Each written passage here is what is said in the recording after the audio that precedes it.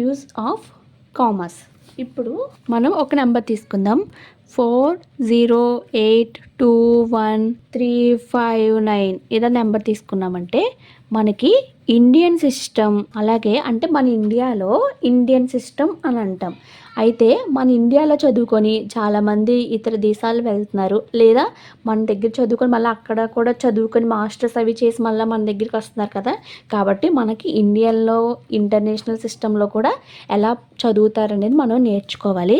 ఇది మన ఇండియన్ సిస్టంలో. నెక్స్ట్ మన ఇంటర్నేషనల్ సిస్టమ్ 40821359. ఇక్కడ ఏం చేయాలంటే మన ఇండియన్ సిస్టంలో వన్స్, టెన్స్, హండ్రెడ్స్ తర్వాత కామా పెట్టాలి. అంటే ఇక్కడ నోటేషన్ చెప్తున్నాను అనమాట. కామాస్ అనేది ఎలా పెట్టాలి, మన ఇండియన్ సిస్టంలో ఎక్కడ పెడతామో అలాగే ఇంటర్నేషనల్ సిస్టంలో ఎక్కడ కామాస్ పెడతాం అనేది నేర్చుకోవాలన్నమాట. 3 లైన్స్ 3 తర్వాత మనం పెట్టాలి. నెక్స్ట్ నుంచి 2కి మనమైతే కామర్స్ పెట్టాలి మన ఇండియన్ సిస్టంలో.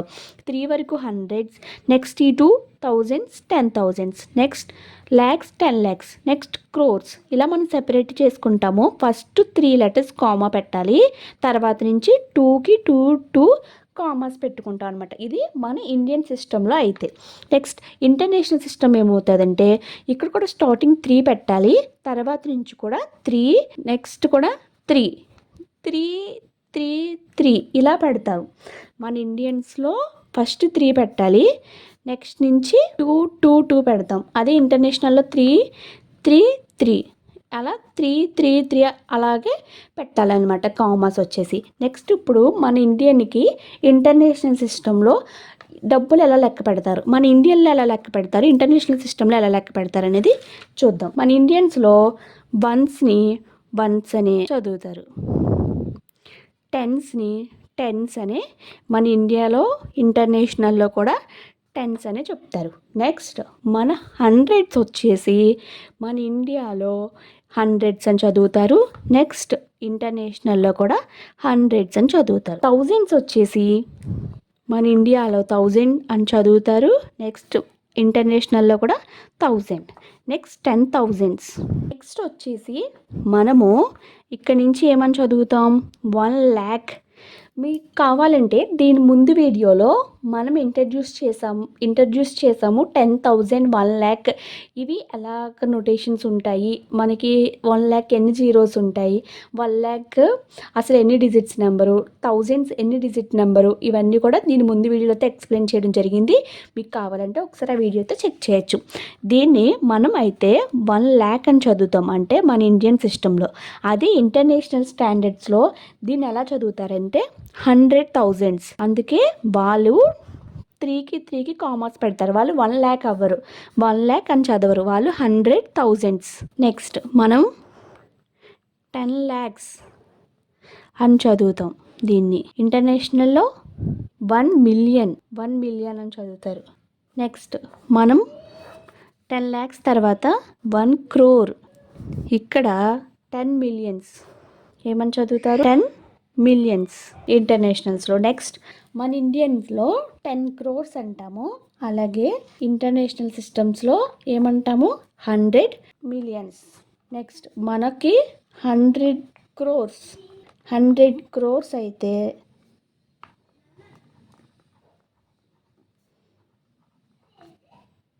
1 billion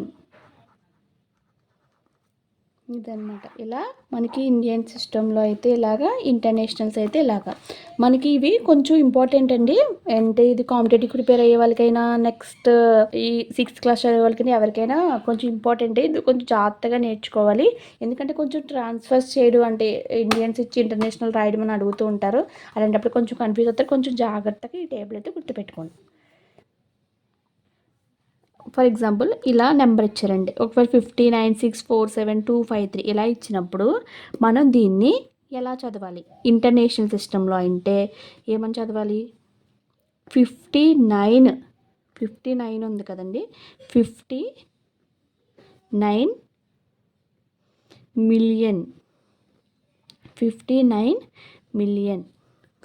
million అని స్టార్ట్ చేసి చదవాలి.